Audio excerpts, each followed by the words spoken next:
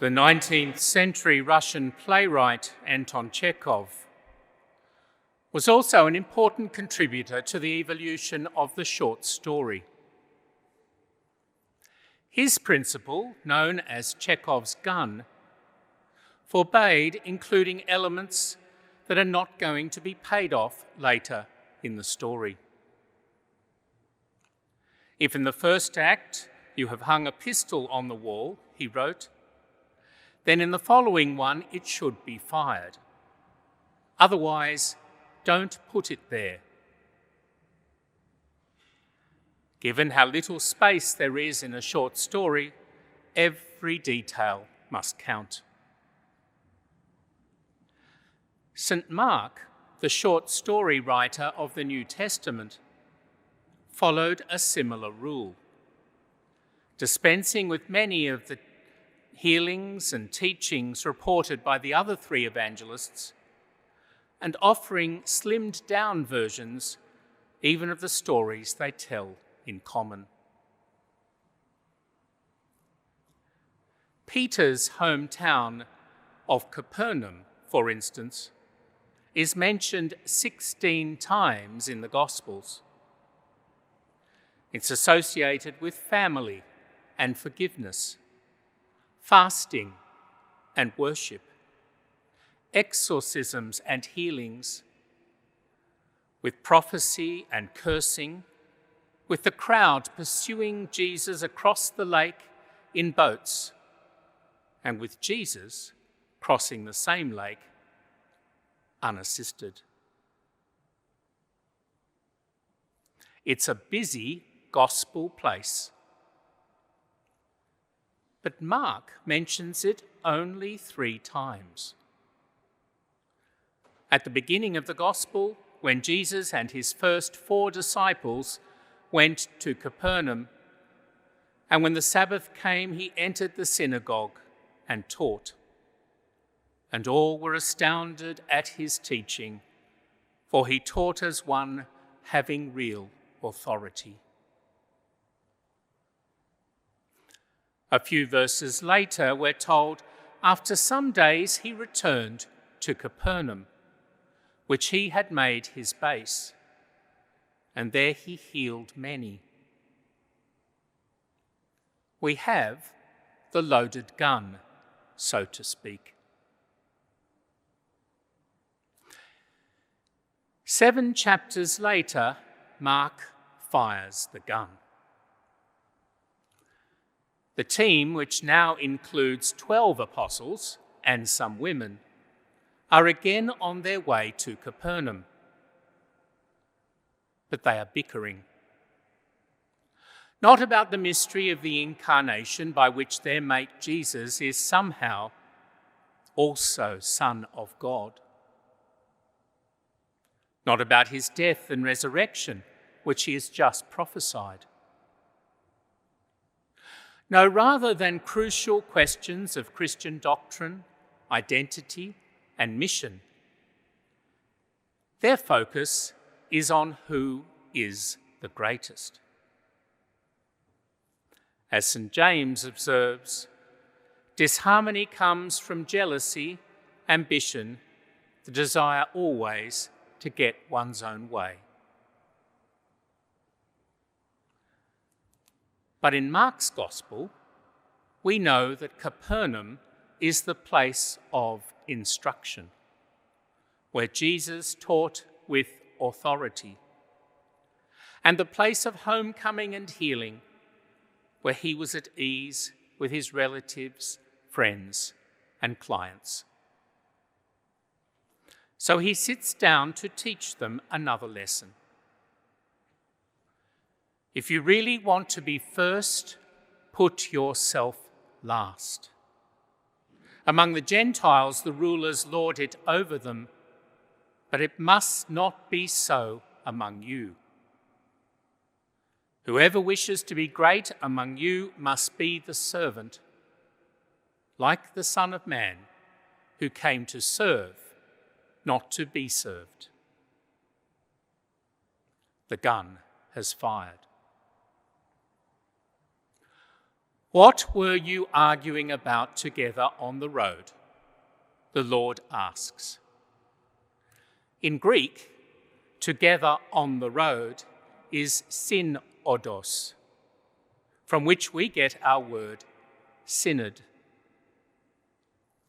In the lead up to the 5th Plenary Council of Australia, there's been a lot of talk about the failures of some past church leaders and the exercise of power self-servingly, unaccountably, even harmfully, as the Royal Commission pointed out.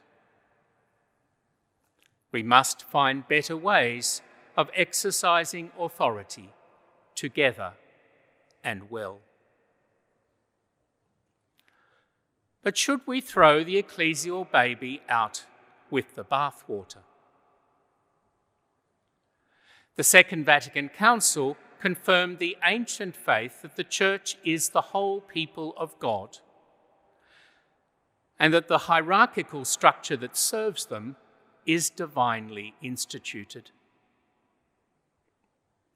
Assuming secular accounts of power and aping secular models of governance, some would reduce the role of pastors to the ceremonial, while leaving church governance to boards of lay experts. But such proposals are at odds with Catholic faith. As today's gospel highlights, however imperfect they may be, Christ's troop has the 12 at its heart. Ours is essentially an apostolic or episcopal church. What's more, structures are for mission, not vice versa. If we're not sure what our purpose is, how can a model of governance be judged fit for purpose? The task of a plenary council is to reflect upon the gifts and challenges of the day and prayerfully discern the best pastoral responses. If we're clear-sighted about the mission, to welcome the Son and the one who sent him, then needed structural changes will become apparent. Clearly, it's important that there be wide consultation of the laity, that many voices be heard, that co-responsibility be recognised and authority shared, that people's expertise be deployed, that sclerotic processes be fixed, and that we conceive of the Church in collaborative, collegial, synodal terms, as Pope Francis asks. We are well down that road already. Lay women have always determined the course of the Church, above all by having children, or not, and transmitting the faith to them, or not. But if the parish church and school are the principal meeting points for most people with the Church, they usually encounter a priest as leader of the one and a laywoman as leader of the other. In this archdiocese, most departments and agencies are headed either by laymen or, more often, by lay women.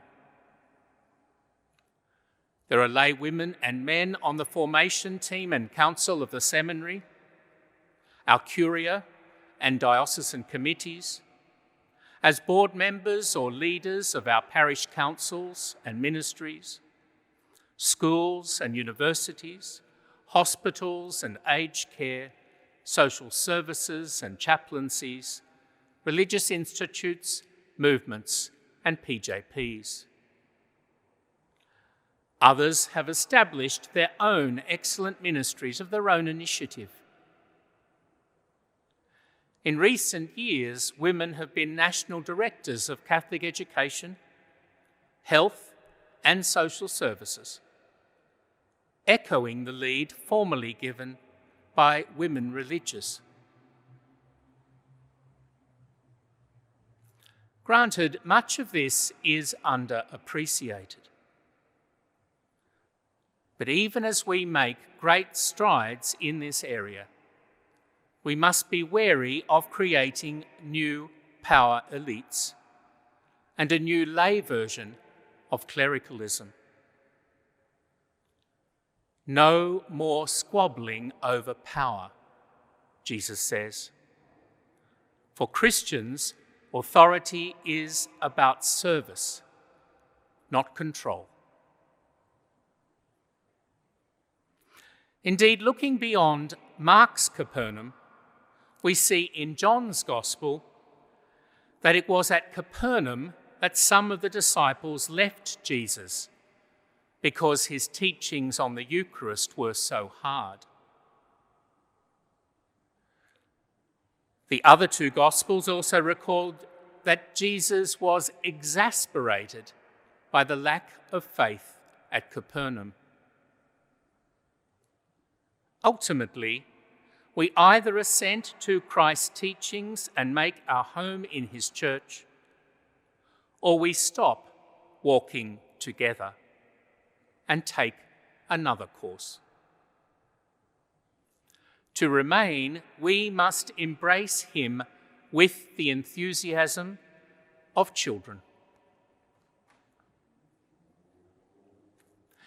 In 587 AD, with the connivance of the Byzantine emperor, Archbishop John IV of Constantinople assumed the title Ecumenical Patriarch, or Father of the Civilized World.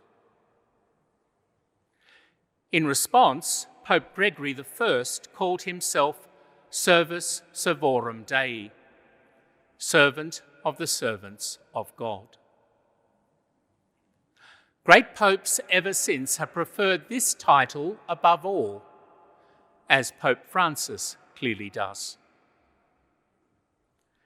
It suggests an inverted pyramid, with God and humanity at the top, so to speak, served by the people of God below them, with the people of God served by deacons and priests beneath them, the priests and people served in turn by bishops, archbishops, and cardinals under them.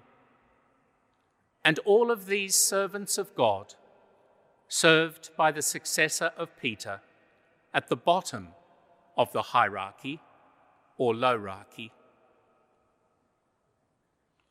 It's not the way the world sees things.